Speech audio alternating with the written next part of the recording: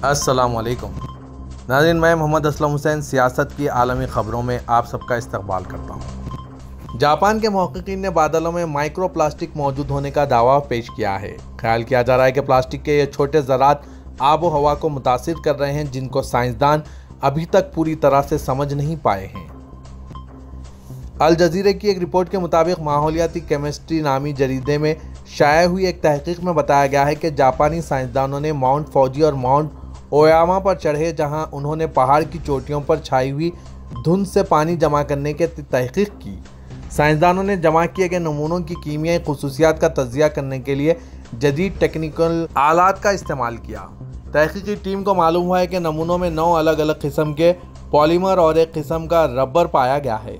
इन ज़र्रात का साइज़ 7 से 94 माइक्रोमीटर तक है। बादल के पानी के हर लीटर में पाए जाने वाले प्लास्टिक के ज़रात की मकदार 6.5 से 14 के दरमियान थी। तहकीक के मरकज़ी मुसन्निफ़ और वेसिडा यूनिवर्सिटी के हिरोशी ओकोची ने खबरदार किया है कि अगर फ़िज़ाई आलूदगी में प्लास्टिक की मौजूदगी के मसले को उजागर नहीं किया गया तो मौसमियाती तब्दीली और माहौलियाती ख़तरात एक हकीकत बन सकते हैं, जो मुस्तक़बिल में संगीन माहौलियाती नुकसान का बाअस बन सकते हैं। रूसी वज़ारत दिफ़ा ने इत्तला दी है कि यूक्रेन ने रात के वक्त बेलगोरोड के इलाके पर multi barrel rocket launcher system से हमला करने की कोशिश की। वज़ारत की तरफ से जारी करदा तहरीरी बयान में कहा गया है कि मुकामी वक्त के मुताबिक रात 3:45 बजे कैफ के Uragan multi barrel rocket launcher system से रूसी सरजमीन पर तनसीबात पर हमला करने की कोशिश नाकाम बना दी गई है। बयान में कहा गया है कि बेलगोरोड इलाके की फ़िज़ाई हदूद में फ़िज़ाई दिफ़ाई निज़ाम के जरिए 9 रॉकेटों को तबाह कर दिया गया। 24 फरवरी 2022 को रूसी सदर पुतिन ने यूक्रेन पर हमला करने का हुक्म जारी किया था। इस तरह यूक्रेन जंग शुरू हुई थी।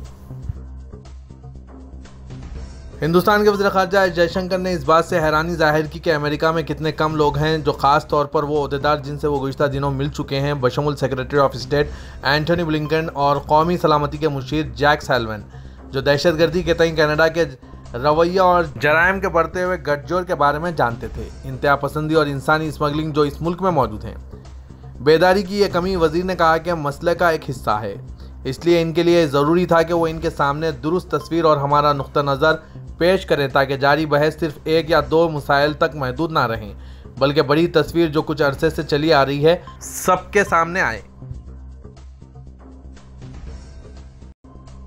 सेंट्रल कमांड ने आज हफ्ते के रोज़ बताया कि अमेरिकी सेंट्रल कमांड की फोर्सेस ने 28 सितंबर को शुमाली शाम में एक हेलीकॉप्टर हमला किया और दाइश के सहूलतकार ममदू इब्राहिम अल हाजी शेख को हिरासत में ले लिया।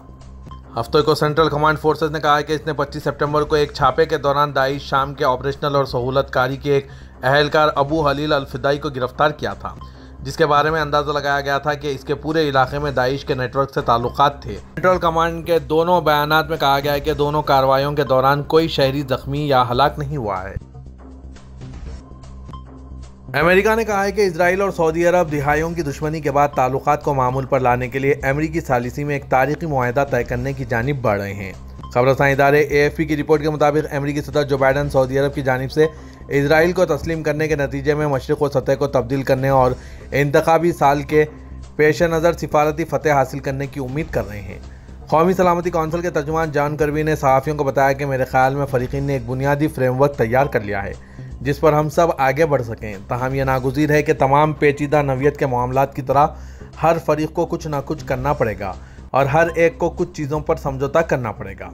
मुत्तहिदा अरब इमारात, बहरीन और मराकश के इजराइल के साथ मुआहदों के बाद अमेरिका ने अपने दोनों इत्तेहादियों इजराइल और सऊदी अरब पर जोर दिया है कि वो भी अपने सिफारती ताल्लुकात मामूल पर ला लें।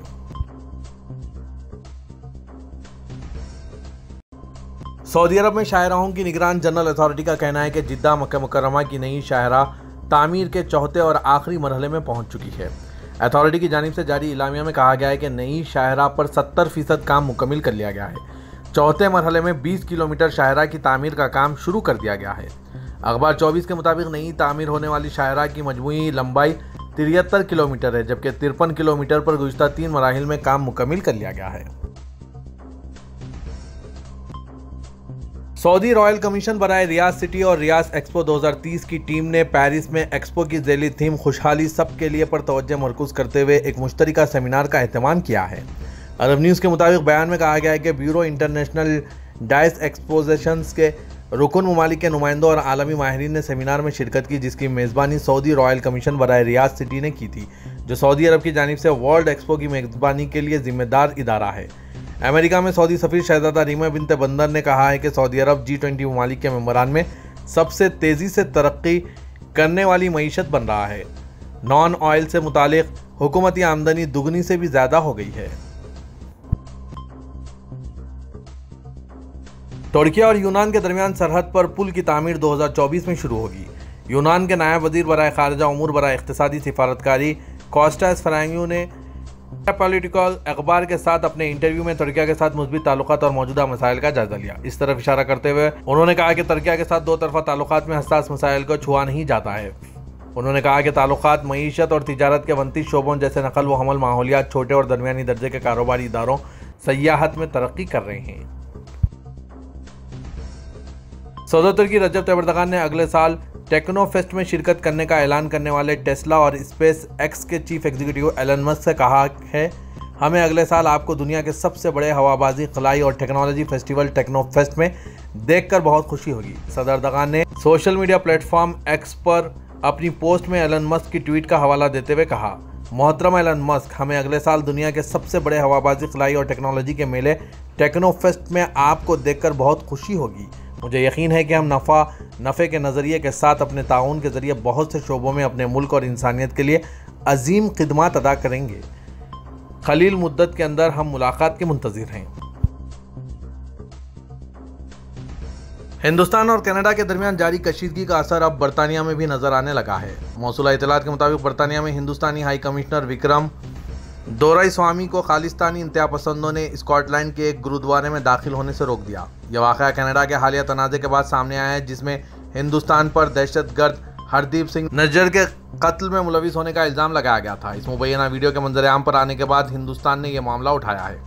इस वाक़े से मुतालिक एक मुबैना वीडियो में सोशल मीडिया पर वायरल हो रहा है, जिसमें देखा गया है कि एक खालिस्तानी हामी दोराईस्वामी को ग्लासगो के एक गुरुद्वारे में दाखिल होने से रोक रहे हैं। इस मुबैना वीडियो में दो अफराद पार्किंग एरिया में हाई कमिश्नर की गाड़ी के करीब नजर आ रहे हैं। इनमें से एक को गाड़ी का दरवाज़ा खोलने की कोशिश करते देखा जा सकता है। इसके बाद हाई कमिश्नर की गाड़ी गुरुद्वारे के अहाते से निकलती है।